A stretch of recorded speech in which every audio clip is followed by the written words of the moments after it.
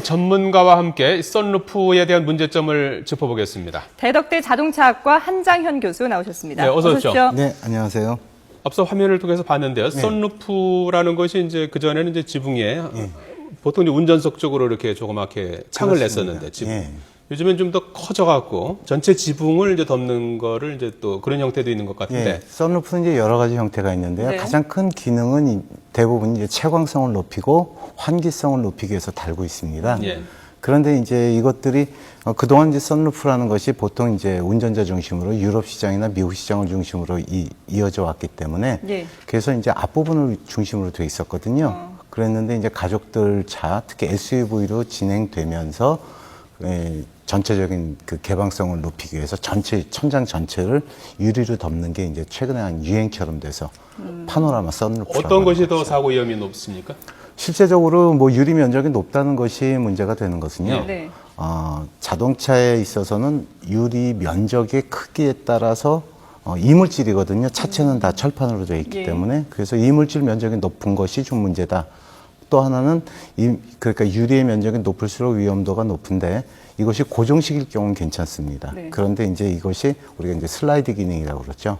그러니까 완전히 개방될 수 있는 슬라이드 기능이 있을 경우에는 유리 면적이 높을수록 더 파손의 위험이 더 크다라고 할 수 있습니다. 유리 면적이 넓을수록 이게 이제 철골하고의 그렇죠. 뒤틀림이라든지 이런 게 잘 안 맞아서 그렇게 일어나는 맞습니다. 건가요? 자동차라는 건 항상 달리면서 외부의 노면의 충격이라든가 이런 것들을 일부는 이제 뭐 타이어나 서스펜션이 잡아주기도 하지만 전체적으로 차체는 셰시가 이제 비틀어지면서 어느 정도 흡수하게 되어 있는데 유리는 이제 경도가 높은 대신에 탄성은 작기 때문에 그 충격 자체가 이제 유리 쪽에 몰리게 되겠죠. 그래서 그것이 큰 충격을 받거나 또는 그렇지 않더라도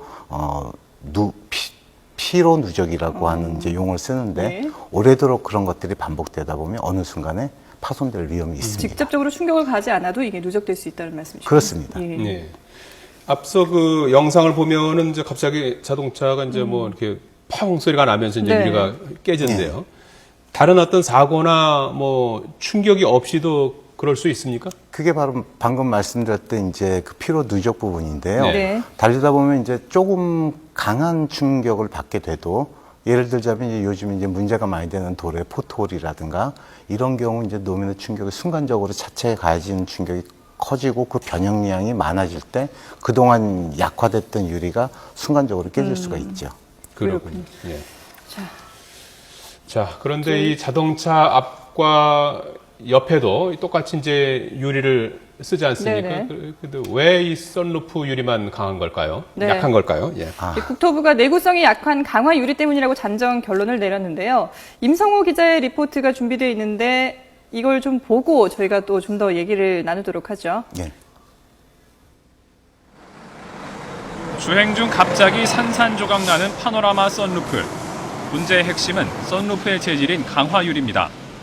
강화유리는 판유리에 열을 가하고 압축해 충격에 강하도록 만든 것입니다. 파노라마 썬루프는 이 강화유리 일부에 세라믹 코팅 처리를 하게 됩니다.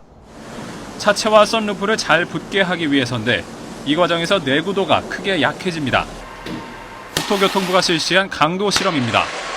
200g에 불과한 쇠구슬이 떨어지자 커다란 파노라마 썬루프 전체가 한 번에 박살납니다. 이 같은 문제 때문에 강화 유리보다는 충격을 더 잘 흡수하는 이중 접합 유리가 더 안전합니다.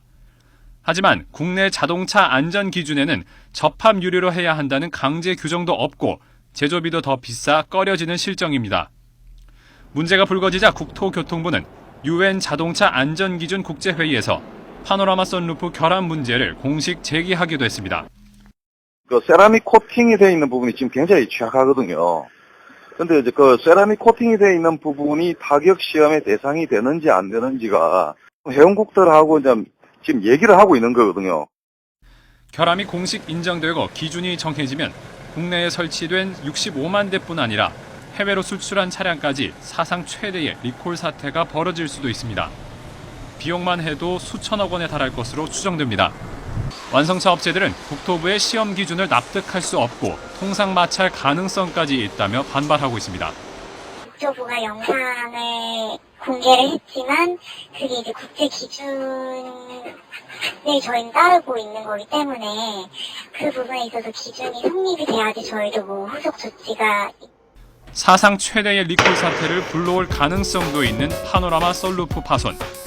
국토부는 올 연말쯤 세계 각국과 기준 강화에 대한 합의안을 낼 계획입니다. YTN 임성호입니다.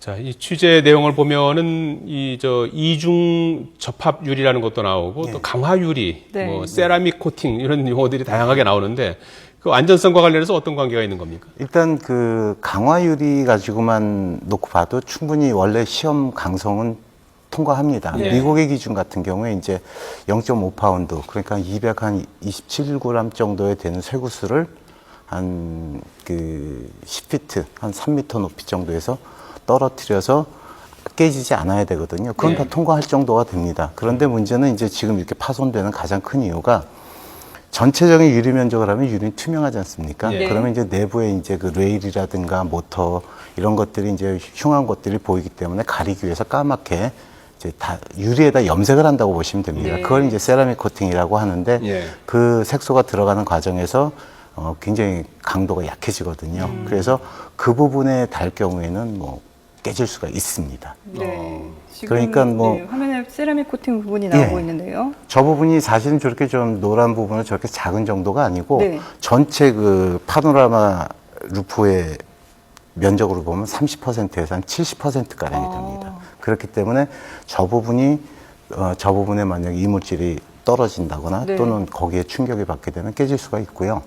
또 뭐 접합유리가 좋지 않겠느냐 하는데 네. 접합유리 단가가 보통 강화유리에 비해서 많게는 한 3배까지도 간다고 합니다. 네. 그러면 원가가 뭐 10만 원이라고 쳐도 네네. 10만 대만 잡아도 100억이죠.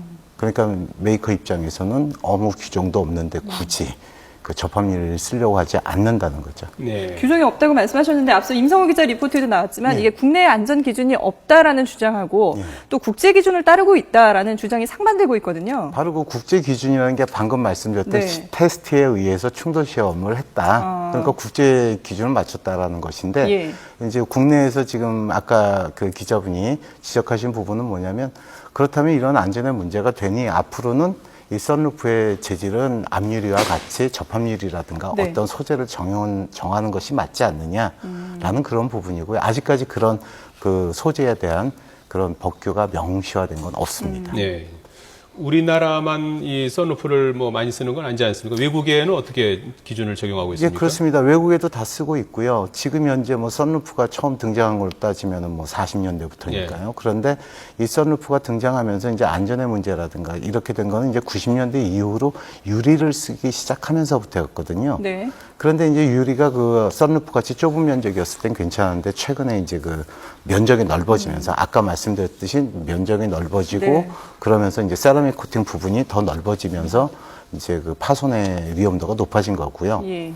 또 하나는 이 썬루프가 외국 차와 우리나라 차, 이거 뭐 자동차 업계에서는 좀 가슴 아파야 될 일이지만 처음에 말씀드렸듯이 차체 셰시의 그 움직임에 버티는 단단한 유리에서 나오는 차이 때문에 파손될 가능성이 높은데 국내 자동차들이 좀 셰시의 그 뭐랄까 비틀림이 양이 좀 많습니다. 네. 그러니까 뭐 한마디로 하면 견고하지 못하다는 거죠. 그래서 어떤 면에서는 국산차 쪽이 상대적으로 좀 불리한 부분도 있습니다. 네. 소비자 입장에서는 사실 이 부분에 대해서 피해를 입는 상황이니까 네. 여기에 대한 리콜 사태까지 갈 수 있을까요? 저희가 시간이 없어서 좀 짧게 예. 지금 말씀을 리콜 해주시겠어요? 사태까지는 지금 현재 법규라든가 이런 걸 조금 힘들고요. 네. 그러나 지금 이제 올 11월에 유엔에 있는 그 자동차 안전 기준이라든가 이런 것들이 확정되게 된다면 네. 될 거로 가능합니다. 지금 현재는 외국에서 도의적인 입장에서 이제 하기도 합니다. 네. 대덕대학교 자동차학과 한장현 교수였습니다. 잘 고맙습니다. 들었습니다. 네, 고맙습니다.